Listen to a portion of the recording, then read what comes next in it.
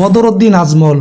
আপনারা হয়তো বদরউদ্দিন আজমলকে একজন রাজনীতিবিদ হিসাবে চিনেন, কেউ তাকে সফল ব্যবসায়ী হিসাবে জানেন, কিন্তু তার জীবনের আরেকটি গুরুত্বপূর্ণ দিক হলো সমাজসেবা।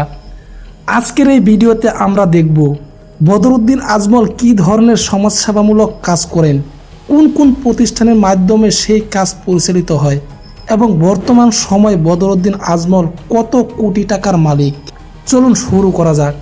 বদরউদ্দিন আজমল মূলত একজন ব্যবসায়ী।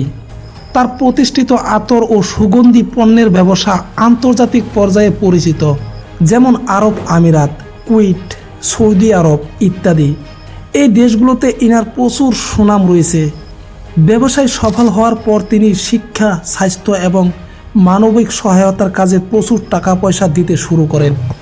এই লক্ষ্যে তিনি গড়ে তোলেন আজমল ফাউন্ডেশন, যা উত্তর পূর্ব ভারতের বিভিন্ন রাজ্য শিক্ষা, স্বাস্থ্যসেবা ও সামাজিক উন্নয়নমূলক কার্যক্রম পরিচালনা করে।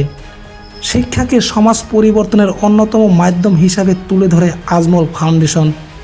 এর মধ্যে রয়েছে স্কুল ও কলেজ প্রতিষ্ঠা করা, প্রযুক্তি ও কারিগরি শিক্ষার সুযোগ বৃদ্ধি করা, দরিদ্র ও মেধাবী শিক্ষার্থীদের জন্য বৃত্তি প্রদান, গ্রামীণ এলাকার শিক্ষার্থীদের জন্য হোস্টেলের সুবিধা করে দেওয়া।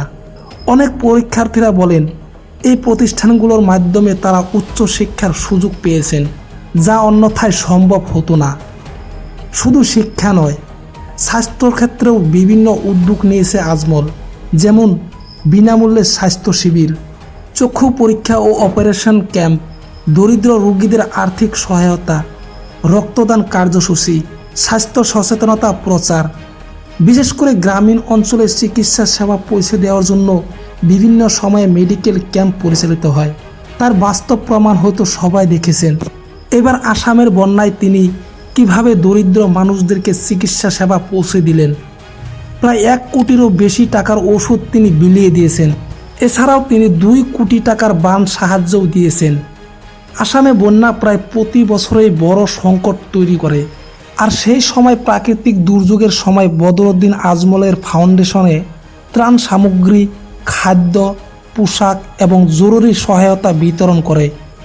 আজমল ফাউন্ডেশন নারী শিক্ষা এবং দক্ষতা উন্নয়নের ক্ষেত্রেও কর্মসূচি পরিচালনা করেন, যেমন সেলাই মেশিন প্রশিক্ষণ, স্বনির্ভরতা কর্মসূচি, কম্পিউটার প্রশিক্ষণ, দক্ষতা উন্নয়ন প্রকল্প।